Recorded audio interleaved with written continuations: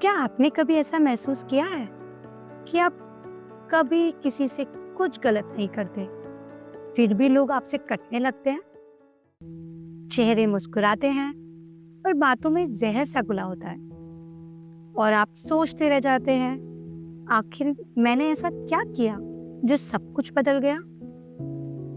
ये कहानी एक ऐसी ही लड़की की है जो बिना कुछ कहे, बिना किसी से लड़े, बस अपने व्यवहार और सोच से एक जहरीले माहौल को भी हराकर आगे बढ़ गई। उसकी कहानी में दर्द भी है और ताकत भी।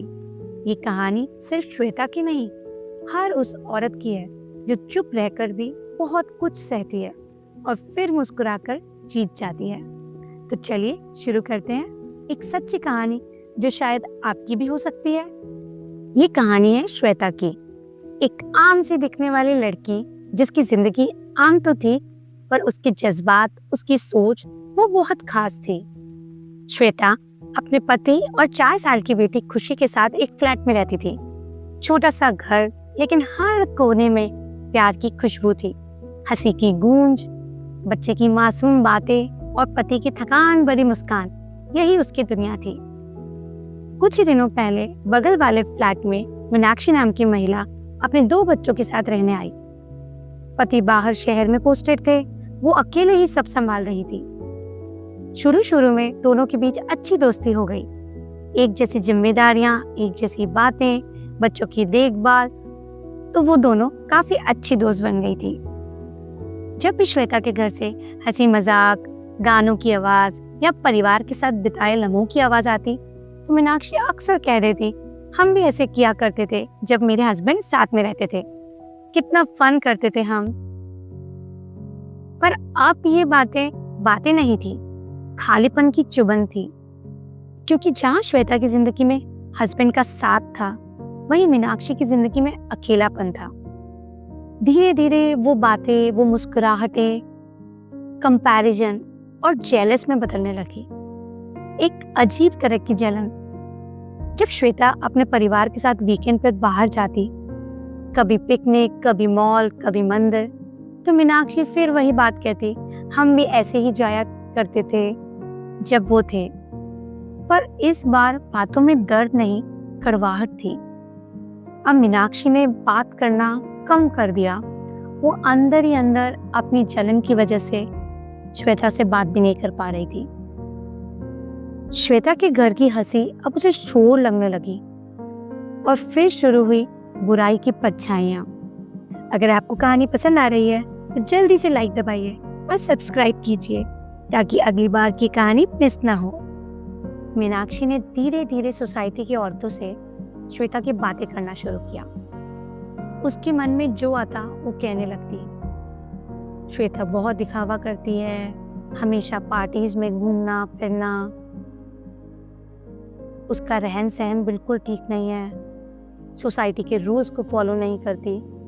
बहुत सारी एक के बाद एक झूठ, अफवाहें पढ़ने लगी और सोसाइटी में भी फैलने लगी।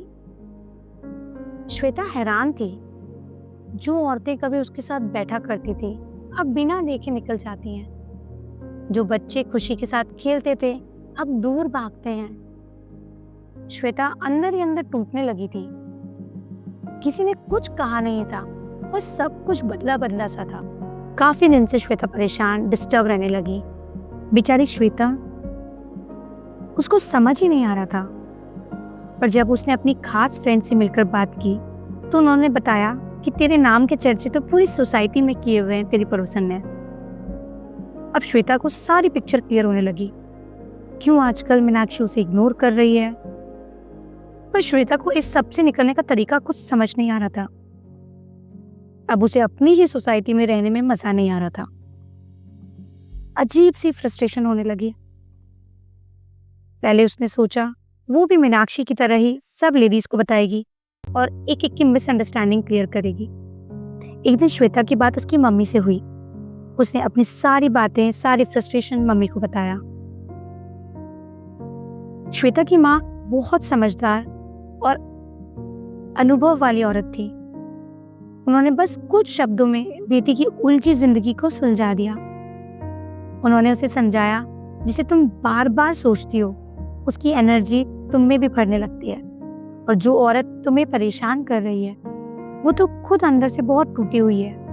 वो बीमार है अपनी सोच से, अपने अनुभव से। और अगर तुम भी उसी की तरह बनोगी तो तुम में और उसमें कोई फर्क नहीं रह जाएगा।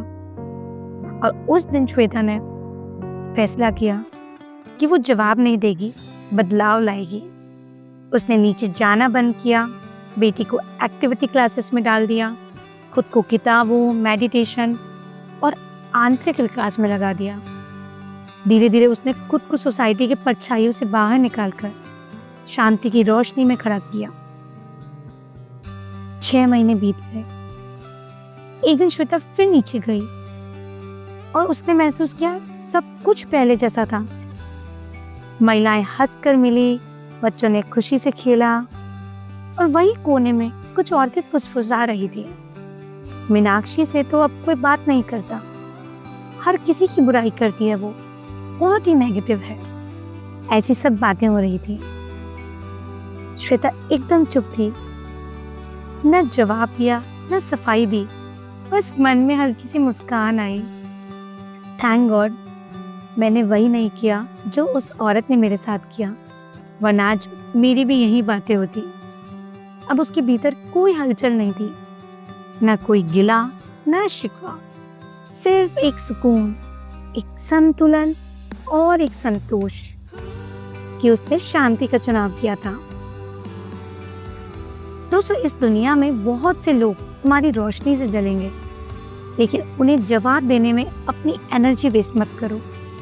बस खुद को और बेहतर बनाओ, क्योंकि जब वक्त सही होता है तो सच बिना बोले भी सामने आ जाता है।